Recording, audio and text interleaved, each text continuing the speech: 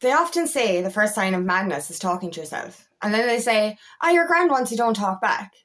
But this is one of the biggest lies we've been ever told. Because talking to yourself is actually one of the sanest things you could ever do. Carl Jung speaks about this in individuation, which is coming to know your true self. To know your true self, you need to speak to yourself.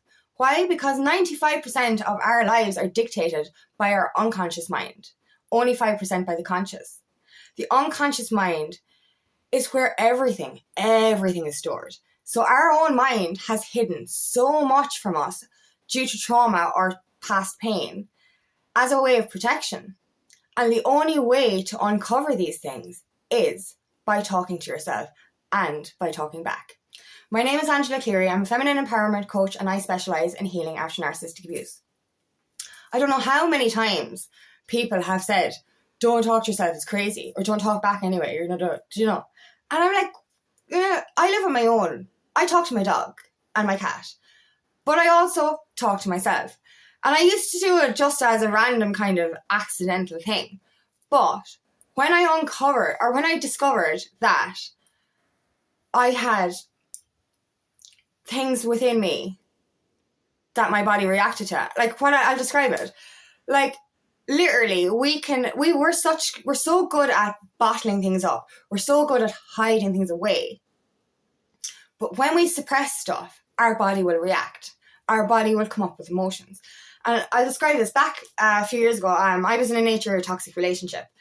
And a few years after we broke up, he nearly died.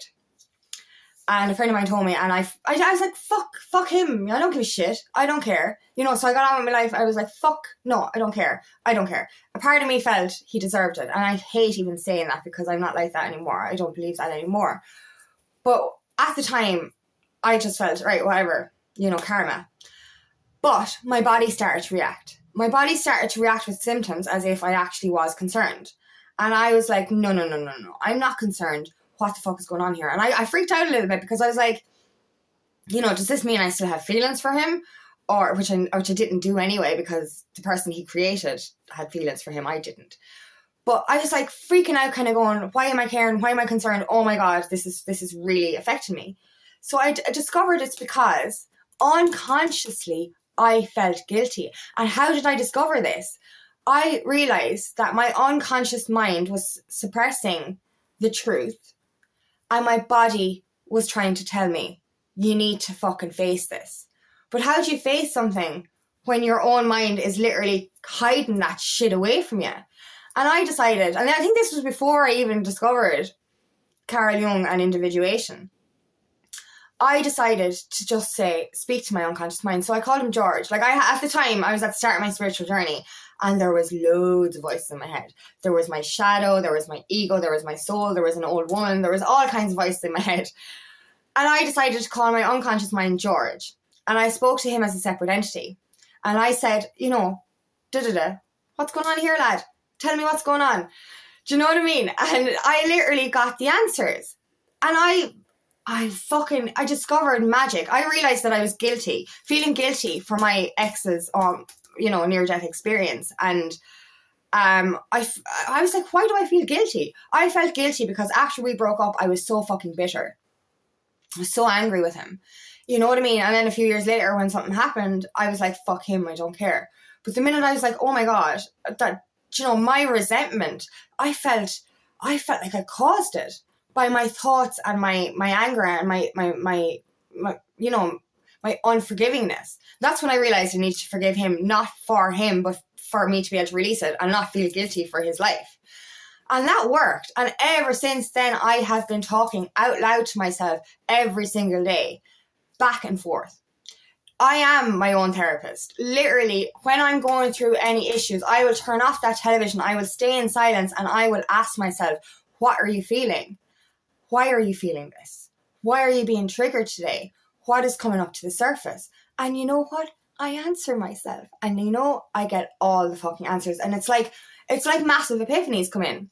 By talking to myself out loud, literally massive, insights, epiphanies, breakthroughs, everything comes through, like, and I a lot of people do journaling or automatic writing. But this is my version of journaling, is literally become your own therapist. Speak to your unconscious mind as if they're a separate entity, because technically they fucking are, because the fucker's been hiding stuff from you your whole life. And this is how I uncovered so much of my childhood trauma. You know, one of the hardest things about healing is we have to face it, feel it, to release it. So stuff that we've been bottling up and suppressing down into this pressure cooker is going to come to bubble up to the surface. But we can actually get it out slowly but surely. But, you know, at our own pace. So speaking to yourself, like, you know, because I'm very good at you know, introspection and self-awareness now. But sometimes when I get a trigger, I have to go deeper. And I've realized that there's stuff buried underneath the stuff that I've already uncovered. There's stuff way, way down. And the only way I'm going to get through that stuff is by talking to myself. I know more things about myself now because I've asked myself. You know, and that sounds crazy to some people, like. But, you know, anyone who lives on their own talks to themselves anyway, just as a matter of fact, as in, like, you know, with everyday things. It's just normal, like. That is normal. We're not crazy. We're just fucking having the crack with ourselves. But no, it's grand, like, you know, it's just normal. You know, and it's gas when I'm around other people because I still talk to myself. I'm like, Jesus, it's just normal for me. But yeah, I talk to myself in the everyday anyway. But that deep introspection and deep therapy comes from that back and forth open dialogue. And as I said, Carl Jung speaks about this. It's the best way to get to know who you truly are. You know what I mean? And this is where the shadow is as well. We suppress so much of ourselves in our unconscious mind and in our shadow because we're afraid of showing our true selves to the world because of, you know, what if people don't accept me? We're so different, like. And this is the thing, like, so this is it, like, we're trying to discover everything about ourselves. If we suppress our shadow, if we suppress our emotions, they're going to bubble to the surface. And this is the thing with shadow work, right? Facing your shadow is so important. We fucking hell. When I discover, I'll describe this as well with the shadow work. I'm going a little bit off topic here, but it's the same kind of thing. Because doing shadow work, talking to yourself is actually really, really, really beneficial. So with shadow work, I describe my shadow. Right, okay. There's so much information here. It's like, I want to get it all out. So, right, when I first discovered, remember I said I had so many voices in my head. One of them was my shadow. And that voice, before I checked my shadow, was nasty. Oh, it was nasty. You know, before I awakened, I wasn't the best human being. But I wasn't a bad person either. But yet, every so often, this voice would come into my head that was fucking evil. Really wrong, like, absolutely fucked up. And I started to question this. I was like, this is before I was introduced to Carl Jung stuff, because he's very, very good when it comes to shadow work. But I was like, what the fuck? That voice is toxic. That voice is not who I am. Why is that voice in my head? It made me feel disgusting, that voice. And it was rare, but it would come in and it was loud and it was fucking toxic. So that's when I discovered the shadow work. And I was just like, okay, your shadow is like a small child.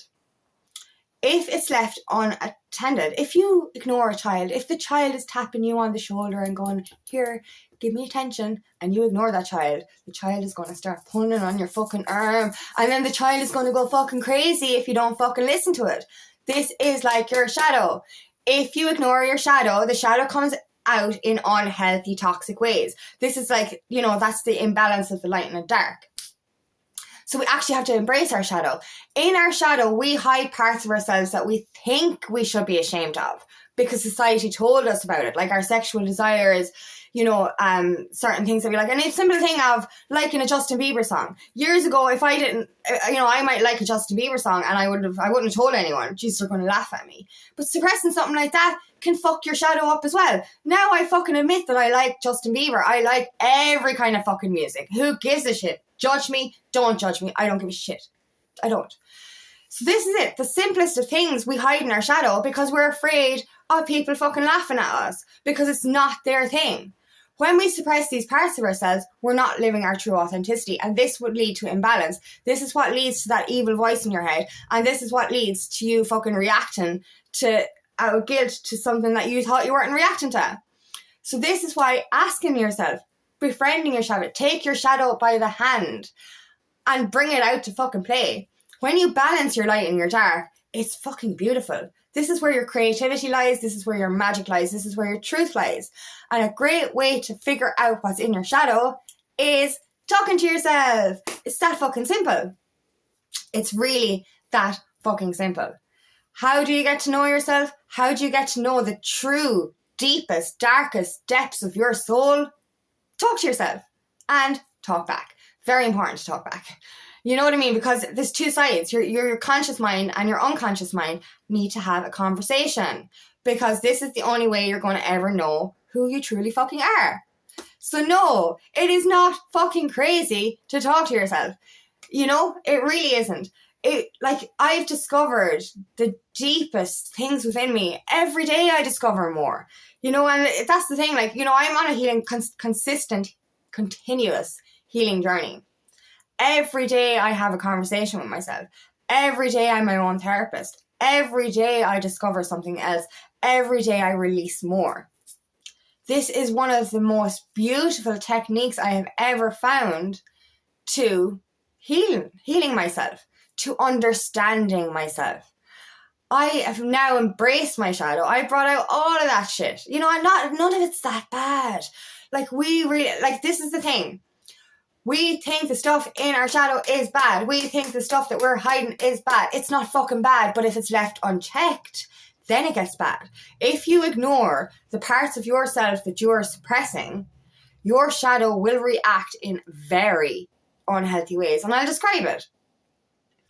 I have a that's what she said kind of personality. You know what I mean? I like to be a little bit cheeky. But when that's my balanced side, my balanced light in the dark, I'm open to that cheeky side. But when I don't have my balance, that's what she said can actually get a little bit pervy. You know what I mean? Which is not nice. And I've seen that with people as well, you know, and myself included, is that it can go too extreme.